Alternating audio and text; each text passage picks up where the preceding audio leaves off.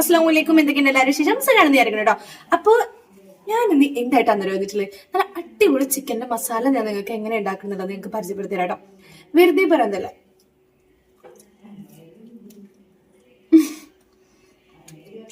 അടിപൊളി അടിപൊളി ടേസ്റ്റ് അല്ലേ. ഇങ്ങനെ വെറുതെ ചിക്കൻ നടന്ന് തിന്നണവർക്കും നെയ്ച്ചോറിൽക്കും അതുപോലെ നമ്മളെ ചെമ്മീൻ ബിരിയാണി, മീൻ ബിരിയാണി ഒക്കെ ആകുമ്പോൾ അതിൽക്ക് ചില ചിക്കൻ വരുമല്ലേ, അതിൽക്കും അത് അടിപൊളിയായിട്ട് ഉണ്ടാക്കാൻ പറ്റാവുന്ന ഒരു അടിപൊളി റെസിപ്പി തന്നെയാണ്. എന്തായാലും ഇഷ്ടപ്പെടുന്നത് 100-110% ഉറപ്പാണ്. എന്തായാലും നിങ്ങൾ ഒരു പ്രാവശ്യം ട്രൈ ചെയ്ത് നോക്കി കഴിഞ്ഞാൽ നിങ്ങൾ ഇങ്ങനെ തന്നെ ചിക്കൻ പൊരിക്കത്തുള്ളൂ. അപ്പൊ ഞാൻ ഇതിന്റെ റെസിപ്പി പറഞ്ഞുതരാം. അപ്പൊ എങ്ങനെ നമുക്ക് നോക്കാം. അങ്ങനെ നമുക്കിത് പരിപാടി തുടങ്ങാം അല്ലേ. അപ്പൊ നമുക്കിത് വെളുത്തുള്ളി ഇട്ടെടുത്തിട്ടുണ്ട്, അതിനുശേഷം കുറച്ച് ഇഞ്ചി ഇട്ടെടുത്തിട്ടുണ്ട്. ഇനി നമുക്കിത് മല്ലിയില ഇട്ട് കൊടുക്കാം കേട്ടോ. ഇത് കുറച്ച് വെറൈറ്റി ആണ് കേട്ടോ. ഇനി നമുക്കിത് 10 എന്താ പറയുക നമ്മുടെ ഉണക്കമുളക് ഇട്ട് കൊടുത്തിട്ടുണ്ട്.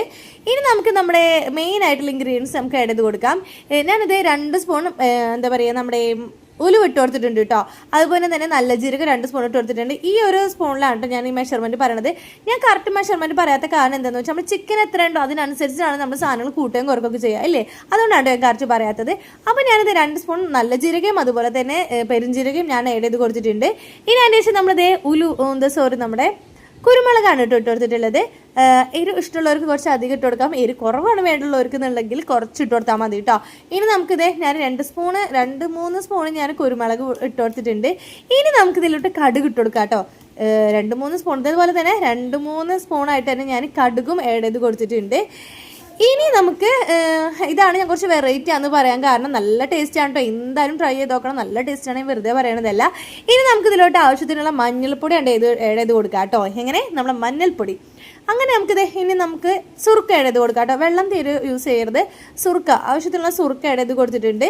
അതുപോലെ തന്നെ നമ്മൾ മെയിൻ ആയിട്ടുള്ള ഇൻഗ്രീഡിയൻറ്റ് ആരും മറന്നു പോകേണ്ട ഉപ്പ് കേട്ടോ. ഉപ്പും കൂടി നമുക്ക് ആവശ്യത്തിനുള്ള ഉപ്പും കൂടി എടുത്ത് കൊടുക്കാം. ഇനി നമുക്ക് കരിവേപ്പിൻ്റെ ഇല, വേപ്പിൻ്റെ ഇല ഫ്ലേവർ ഇഷ്ടമുള്ളവർക്ക് കുറച്ച് അധികം ഇട്ട് കൊടുക്കാം, അല്ലാത്തവർക്ക് കുറച്ച് വേപ്പിൻ്റെ ഇല ഇട്ട് കൊടുക്കാം കേട്ടോ. ഇനി നമുക്കിതെല്ലാം കൂടി ഗ്രൈൻഡറിലിട്ട് നല്ലപോലെ അടിച്ചെടുക്കാം. ഇനി നമ്മൾ കഴുകി വെച്ച് നമ്മുടെ ചിക്കനിലോട്ട് നമ്മൾ ഈ മസാല ഇതിലോട്ടാണ് ഇട്ട് കൊടുക്കാം കേട്ടോ.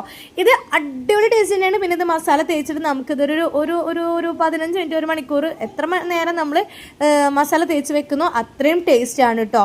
മസ്റ്റ് ട്രൈ ആണ്. കാരണം നിങ്ങളിത് ഒരു വട്ടം നിങ്ങൾ ഉണ്ടാക്കി നോക്കിയാൽ മതി, തീർച്ചയായിട്ടും നിങ്ങൾക്ക് ഒരുപാട് ഇഷ്ടമാവും കേട്ടോ. അത്രക്കും നല്ല മസാലയാണ്. നമുക്ക് വെറുതെ ചിക്കൻ തിന്നാനായാലും പൊറോട്ടയിലേക്കായാലും ബിരിയാണിക്കായാലും നെയ്ച്ചോറിലേക്കായാലും സൂപ്പർ ടേസ്റ്റാണ്. പിന്നെ നമ്മൾ കായം എത്ര നേരത്തിന് നമ്മൾ മസാല ആക്കി വെക്കണം അത്രയും ടേസ്റ്റും കൂടും കേട്ടോ. അപ്പം എല്ലാവർക്കും ഇഷ്ടമാവുന്ന വിചാരിക്കുന്നു. ഇഷ്ടമായാലും എന്തായാലും സബ്സ്ക്രൈബ് ചെയ്യാൻ മറക്കരുത് കേട്ടോ. അപ്പം മറ്റൊരു വീഡിയോ ആയിട്ട് കാണാൻ വരേക്കും ബൈ.